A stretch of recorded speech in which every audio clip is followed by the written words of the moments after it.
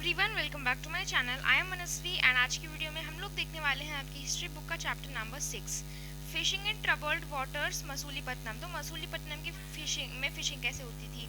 तो the town of Masulipatnam और Machilipatnam literally fish port town lay on the delta of the Krishna river. तो जो मसूलीपट्टनम जो टाउन है उसको मछलीपट्टनम भी बोला जाता है। लिटरली ये फिश के पोर्ट्स का टाउन है। और जो ये मसूलीपट्टनम जो है ये कृष्ण रिवर के डेल्टा पे लोकेटेड है। और 17th सेंचुरी में ये जो है एक बहुत ज़्यादा इंपॉर्टेंट एक्टिविटीज़ का सेंटर था। Both the Dutch and English East India companies attempted to control Masulipatnam as it became the most important port of the Andhra coast। अब बहुत सारी जो इंग्लिश ब्रिटिश कंपनीज थी लाइक डच और इंग्लिश ईस्ट इंडियाज कंपनी, इन्होंने क्या किया कि वो कोशिश करने लगे कि मसूलीपट्टनम को कैसे वो कंट्रोल में ले लें। ठीक है, क्योंकि वो उस टाइम आंध्र कोस्ट का बहुत ज़्यादा इंपॉर्टेंट पोर्ट बन चुका था। The fort eight Masulipatnam was build by the Dutch. और जो एक किला था मसूलीपट्टनम में उसको भी डच ने ही बनवाया था, यानी कि जो ब्रिटिश कंपनी उसने ही बनवाया था। नीचे है the Qutub shahi rulers of Golconda imposed royal monopolies of the sale of textiles, spices and other items to prevent the trade passing completely into the hands of the various East India companies।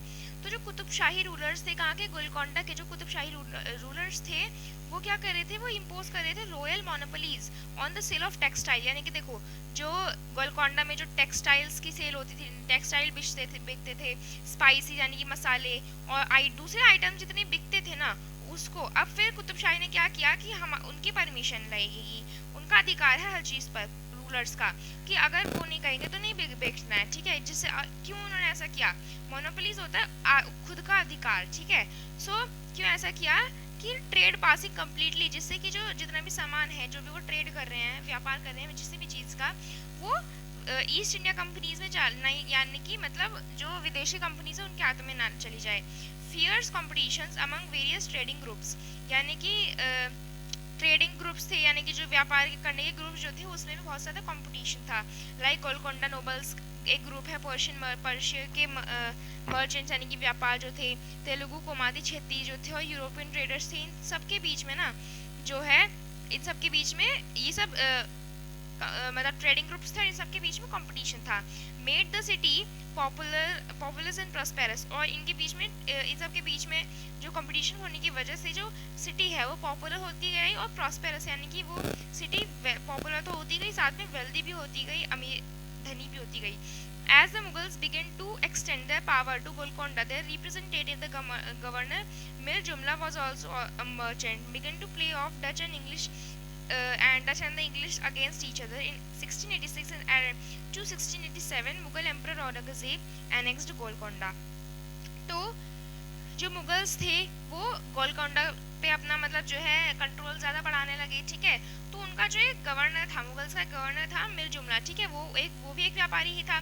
उसने क्या किया, Dutch company और जो English east की company थी, English east company, उनको एक दूसरे के खिलाफ करवा दिया, अगेंस्ट यानी कि खिलाफ करवा दिया। किसने, मिर जुमला ने, जो कि मुगल्स का जो है गवर्नर था। उसने डच और इंग्लिश कंपनीज में जो है उनको एक दूसरे के अगेंस्ट करवा दिया।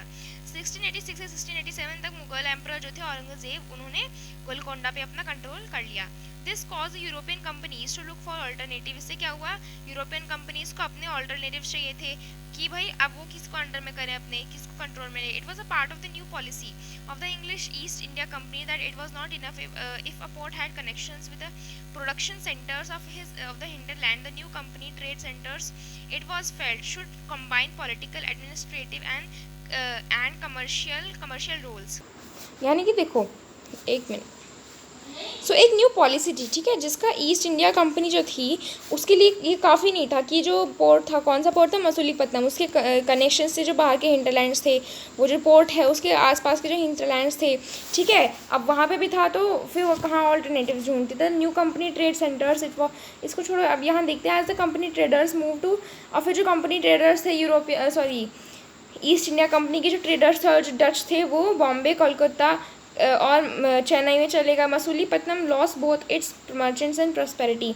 तो मसूलीपट्टनम के सारे व्यापारी भी चले गए, वहाँ की वेल्थ भी चली गई। And decline in the course of the 18th century, यानी कि 18th सेंचुरी तक आते आते मसूलीपट्टनम जो है ना वो थोड़ा बेकार सा होने लगा था। ठीक है, न्यू टाउन्स एंड ट्रेडर्स, इसको हम नेक्स्ट वीडियो में डिस्कस कर लेंगे। आज की वीडियो के लिए इतना ही। Thank you so much.